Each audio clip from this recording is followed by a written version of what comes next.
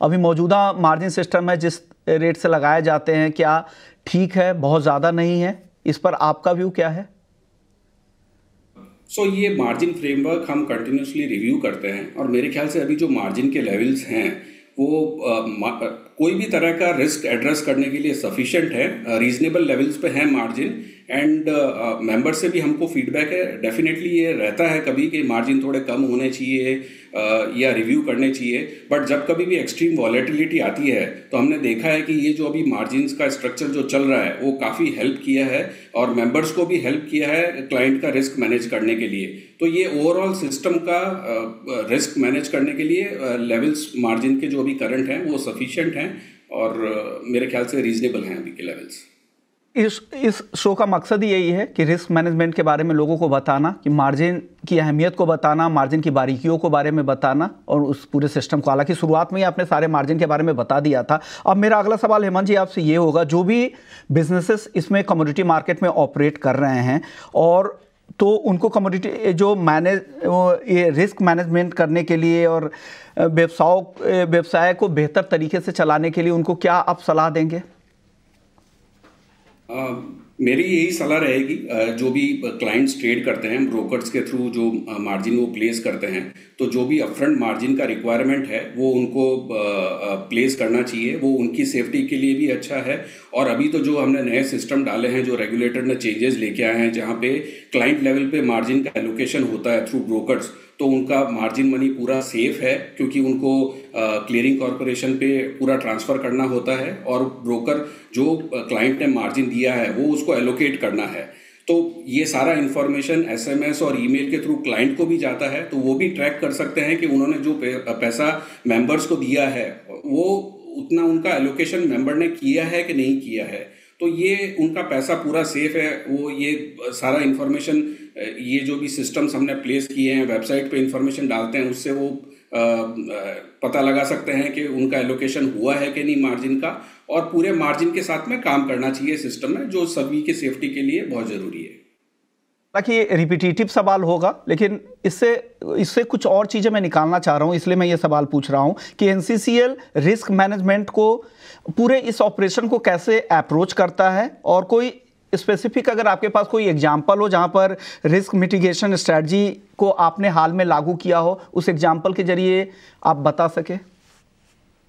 जो रिसेंटली मैंने जो अभी एक्सप्लेन कर रहा था वही वाला, जिसके अंदर जो भी कोलेटरल्स आती हैं मेंबर से, अभी मेंबर्स को इट इज़ रिक्वायर्ड कि वो हर कोलेटरल को किस क्लाइंट का है उसका क्लाइंट का एलोकेशन उनको करके सिस्टम में अपलोड करना पड़ता है।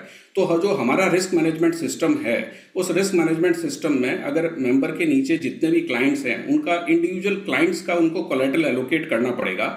और जब कभी भी लेट से एक फ्रेमवर्क हमने डाला है जहाँ पे अगर कोई डिफ़ॉल्ट होता है किसी मेंबर के वहाँ पे, तो अभी जो नॉन डिफ़ॉल्टिंग क्लाइंट्स हैं उनको कोई रिस्क नहीं है, क्योंकि ये पैसा पूरा डिफ्रेंशिएट कर लिया गया है कि किस क्लाइंट का कितना पैसा है। तो अगर कोई क्लाइंट ने डिफ़ॉल्ट नहीं किया है तो उसका पैसा सेफ है।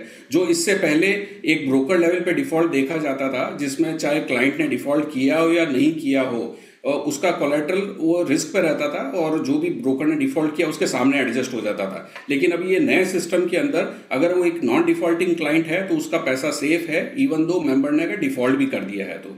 उसके अलावा एक और नया सिस्टम आया है जिसके अंदर जितना भी पैसा क्लाइंट के अकाउंट में है, जो ब्रोकर के पास में कलेक्टेड है, वो उनको एंड ऑफ डे अपस्ट्रीमिंग कर देनी है क्लियरिंग कॉरपोरेशन में। मतलब वो अपने अकाउंट में नहीं रख सकते, वो पैसा उनको अपस्ट्रीम करके क्लियरिंग कॉरपोरेशन के वहाँ ट्रांसफ़र करना पड़ेगा। और अगर उनको वापस क्लाइंट को देने के लिए रिक्वायर्ड है तो वापस वो रिक्वेस्ट करके डाउनस्ट्रीम करेंगे और फिर वो क्लाइंट को पे कर सकते हैं। तो ब्रोकर के अकाउंट में भी कोई भी पैसा नहीं रहेगा, उनको अपस्ट्रीम करना पड़ेगा।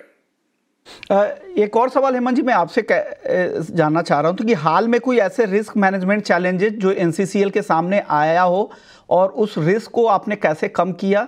एक केस स्टडी लोगों के लिए होगा कि कैसे आपने उस रिस्क को कम किया, ये जानना जरूरी है। इस पे कुछ आप बता सकते हैं जो हाल में लिए गए कुछ रिस्क मैनेजमेंट चैलेंजेज हो?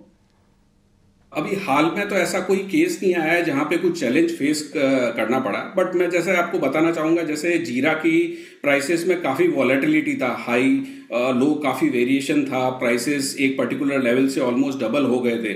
और वापस नीचे भी आ गए बेस्ड ऑन जो भी मार्केट डायनेमिक्स है। तो अपन इसमें देखें तो जो अभी रिस्क मैनेजमेंट फ्रेमवर्क है इसने कैसे अच्छे से ये मैनेज किया, वो आप ये एक एग्जांपल है जहां पे based on volatility automatically margins increase होते रहे, और जहां पे वॉलेटिलिटी कम हुई वापस इन लेवल आ गए, तो सिस्टम में कोई भी तरह का रिस्क नहीं आया। किसी भी तरह का प्राइस बढ़ने या गिरने पे कोई भी क्लाइंट या मेंबर का डिफॉल्ट का या कंटिन्यूसली उसमें कोई डिफॉल्ट रिस्क है वैसा नहीं ऑब्जर्व किया। सो ये शो करता है कि जो करंट मार्जिनिंग फ्रेमवर्क और मॉनिटरिंग मैकेनिज्म हमने डाल रखा है वो काफ़ी अच्छे से चल रहा है, और वो ब्रोकर्स और क्लाइंट्स को भी उस सिस्टम ने काफ़ी हेल्प किया है।